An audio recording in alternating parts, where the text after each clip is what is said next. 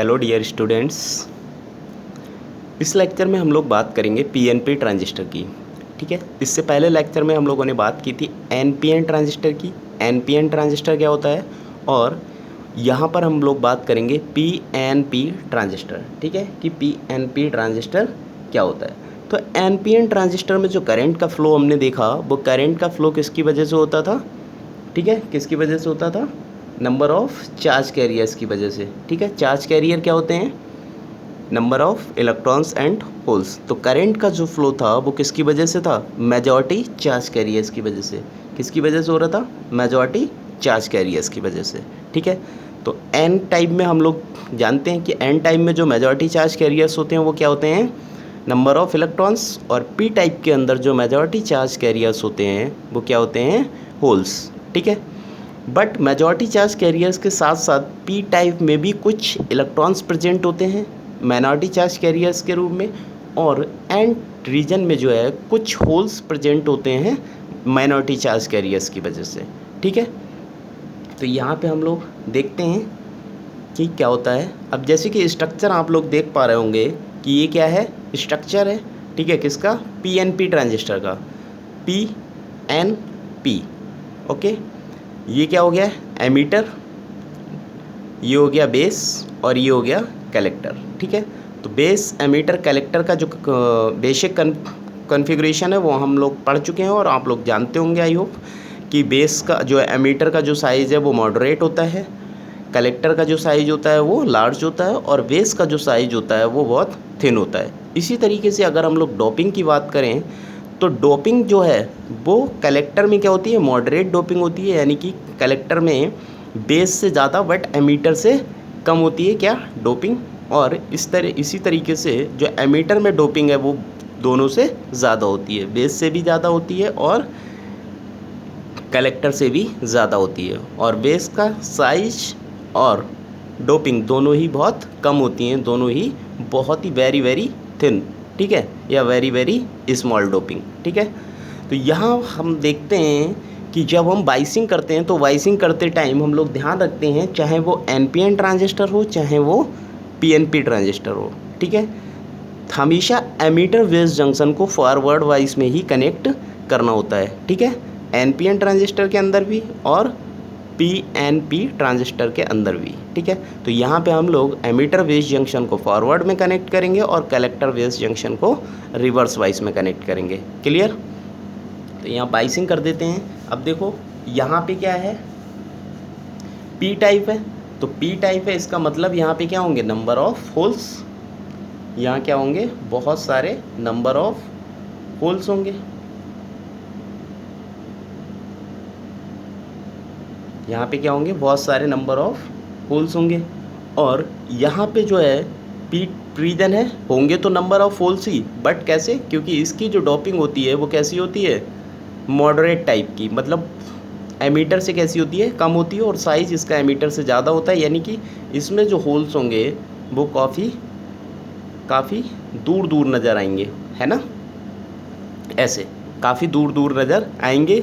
उसका रीज़न है कि इसकी जो डोपिंग है वो बहुत कम है, और इसका साइज़ जो है वो एमीटर और बेस से बहुत ज़्यादा है, इसलिए इसमें वैसे भी हम लोग अगर जनरली देखें कि किसी रूम में अगर 2 बच्चे बैठे हैं, ठीक है, तो वो काफ़ी दूर दूर, मतलब काफ़ी खाली खाली रूम नज़र आएगा, और अगर उसी में 100 की स्ट्रेंथ की जगह हम अगर 150 बच्चे बैठा दें तो वहाँ पे बहुत ही पास पास नज़र आएंगे। ठीक है, इसी तरह से यहाँ देखते हैं। और यहाँ पे क्या है, एन रीजन। एन रीजन में क्या होते हैं, नंबर ऑफ़ इलेक्ट्रॉन्स होते हैं। अब यहाँ पे नंबर ऑफ़ इलेक्ट्रॉन्स कैसे होंगे, कम, क्यों, क्योंकि डोपिंग इसकी कैसी है, बहुत स्मॉल। ठीक है, तो मान लिया हमने कि यहाँ पे एक इलेक्ट्रॉन है, यहाँ इलेक्ट्रॉन है, और यहाँ इलेक्ट्रॉन है। इस तरीके से कुछ इसमें इलेक्ट्रॉन्स हमें नज़र आएंगे।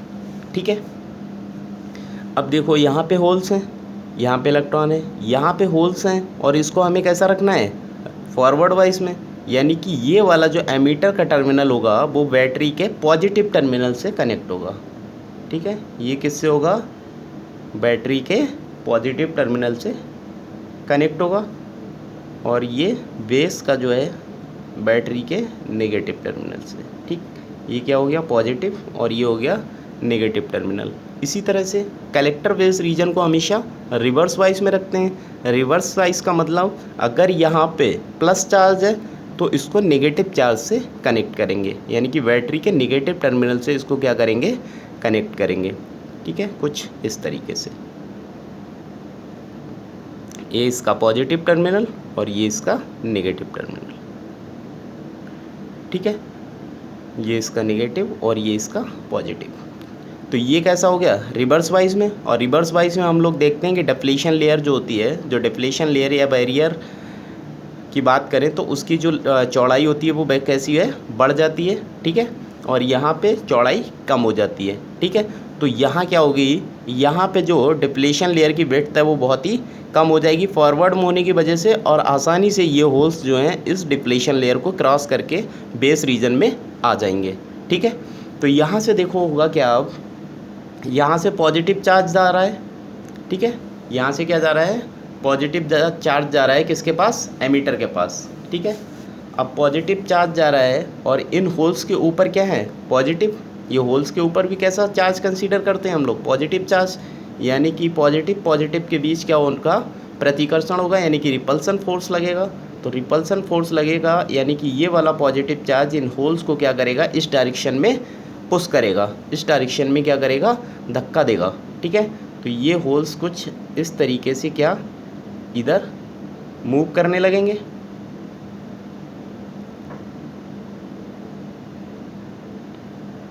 ये होल्स क्या करेंगे, इस डायरेक्शन में मूव करने लगेंगे। अब सेम वही कि यहाँ पे डोपिंग इसकी बहुत कम है, यहाँ पे मान लो अगर 100 होल्स हैं तो यहाँ पे 5 ही इलेक्ट्रॉन होंगे, क्योंकि इसका साइज़ भी बहुत कम है और इसकी डोपिंग भी बहुत कम है। तो यहाँ से मान लो अगर 100 होल्स इस बेस रीजन के अंदर आए तो यहाँ के 5 इलेक्ट्रॉन्स के साथ इसके 5 होल्स ने क्या किया, रिकॉम्बिनेशन कर लिया। ठीक है, वो कंबाइन हो गए और यहाँ पर उदासीन हो गए। ठीक, बाकी के जो 95% या 95 होल्स जो बचे हैं, ठीक है, तो यहाँ पे जो है बहुत ज़्यादा हो जाएगी इसकी कंसंट्रेशन। ठीक है, बहुत ज़्यादा नंबर ऑफ होल्स हो जाएंगे। तो इस रीजन को क्या करेंगे, वो क्रॉस करेंगे और वो कलेक्टर के अंदर आ जाएंगे। तो यहाँ जो होल्स आएंगे वो होल्स कुछ इस डायरेक्शन में ऐसे मूव करने लगेंगे आगे की ओर। ठीक, कब, जब ये होल्स जो हैं यहाँ से निकल के बेस रीजन में आए और बेस रीजन के इलेक्ट्रॉन से कुछ होल्स ने क्या कर लिया, रिकॉम्बिनेशन कर लिया, और बाकी के बचे हुए जो होल्स हैं वो कलेक्टर बेस रीजन को क्रॉस करके कहाँ जाएंगे, कलेक्टर के अंदर आ जाएंगे।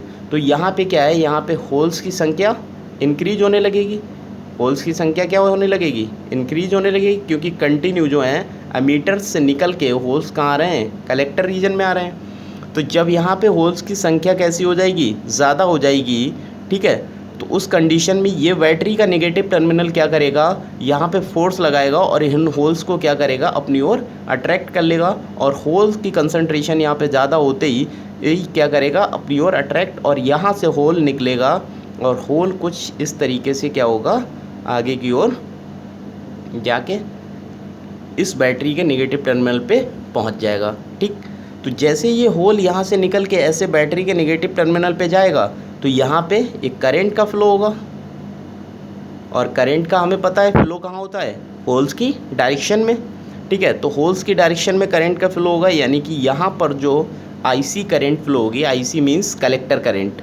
ठीक है, तो वो कलेक्टर करंट जो फ्लो होगी उसकी डायरेक्शन कहाँ होगी, नीचे की ओर। ठीक है, और जैसे ये होल जो है यहाँ से आके इस नेगेटिव टर्मिनल पे आएगा तो ये नेगेटिव टर्मिनल पे जैसे ही होल आएगा यहाँ से होल निकलेगा और यहाँ पहुँच जाएगा।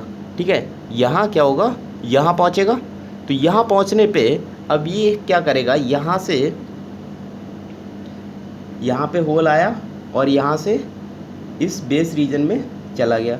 ठीक, अब हम देखते हैं कि बेस रीजन, ठीक है, अब यहाँ से क्या होगा, बेस रीजन से, ठीक, वो यहाँ पे बेस रीजन में जैसे जैसे आएंगे तो यहाँ पे इलेक्ट्रॉन और होल्स फिर से क्या होंगे, फ्री होंगे, जो रिकम्बाइन हुए थे। ठीक है, बॉन्ड ब्रेक होंगे, तो बॉन्ड ब्रेक होंगे यानी कि यहाँ से जाएगा तो एनर्जी क्या होगी, एनर्जी बढ़ेगी।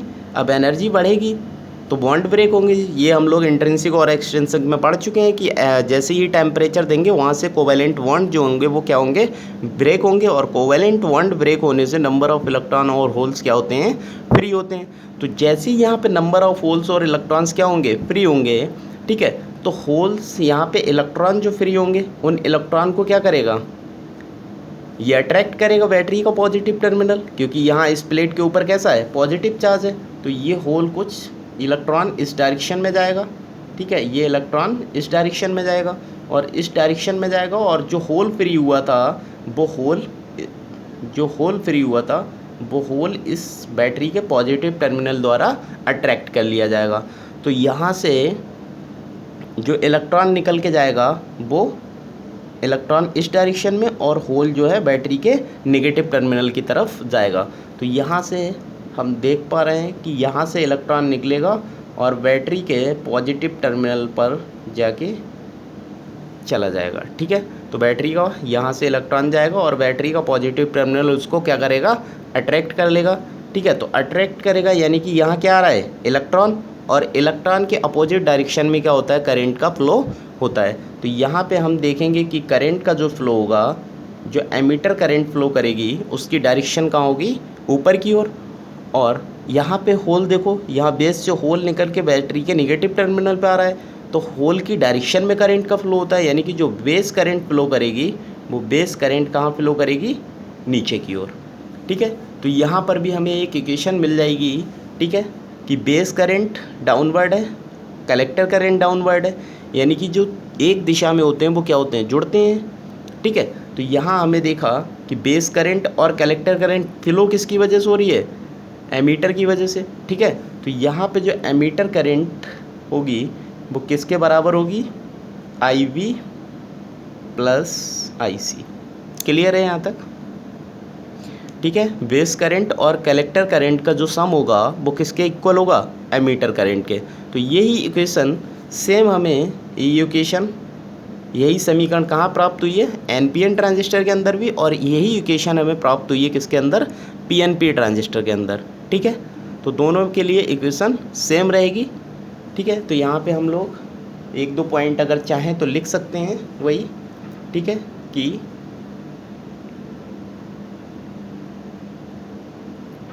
Ammeter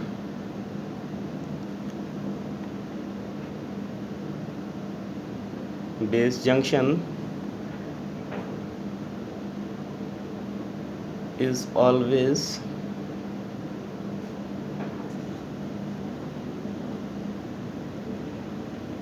connect in forward wise and base collector junction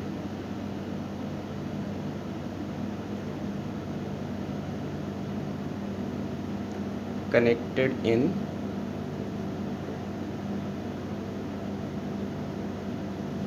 reverse wise, ठीक है। तो emitter base junction is always connect in forward wise and base collector junction connected in reverse wise, ठीक है। तो हमेशा इसको एमीटर बेस जंक्शन को कहाँ रखेंगे, फॉरवर्ड वाइज में, और कलेक्टर बेस रीजन को हमेशा रिवर्स वाइज में कनेक्ट करते हैं। तो ये इक्वेशन ध्यान रखनी है, ठीक है। IE = IB + IC, ठीक है। इसके बाद हम लोग इसके देखेंगे यूजेस भी इसके कई सारे हैं, ठीक है। यूजेस के लिए हम लोग इसके देखते हैं कि transistor as an amplifier and transistor as an switch and transistor as an oscillator, ठीक है। तो कैसे ये एम्पलीफायर की तरह बिहेव करता है, कैसे ये ऑसिलेटर की तरह बिहेव करता है, कैसे ये स्विच की तरह बिहेव करता है, ठीक है। तो आगे हम नेक्स्ट वीडियो में इसकी देखेंगे PNP और NPN ट्रांजिस्टर, यानी कि ट्रांजिस्टर की एप्लीकेशंस, ठीक है। तो ट्रांजिस्टर की एप्लीकेशंस, ठीक है, एप्लीकेशन ऑफ ट्रांजिस्टर, ठीक है। तो एप्लीकेशन ऑफ ट्रांजिस्टर क्या होती हैं, फर्स्ट की अगर बात करें, ट्रांजिस्टर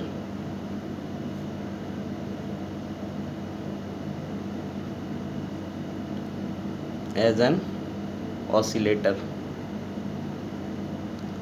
ऑसिलेटर की तरह कैसे बिहेव करता है, ऑसिलेटर की तरह कब बिहेव करता है। सेकंड अगर हम लोग बात करें तो transistor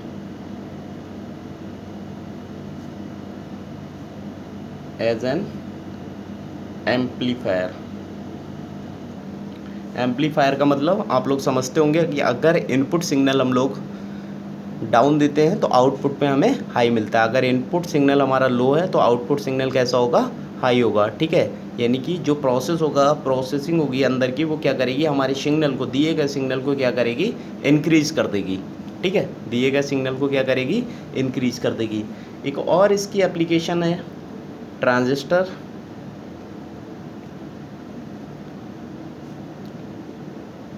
as a transistor as a switch. ठीक है, ट्रांजिस्टर एज अ स्विच कैसे बिहेव करता है। ठीक है, तो एम्पलीफायर और स्विच की जो हम लोग वर्किंग देखेंगे कि एम्पलीफायर की तरह कैसे बिहेव करता है, स्विच की तरह कैसे बिहेव करता है, ये थोड़ा थोड़ा सेम है स्ट्रक्चर इसका।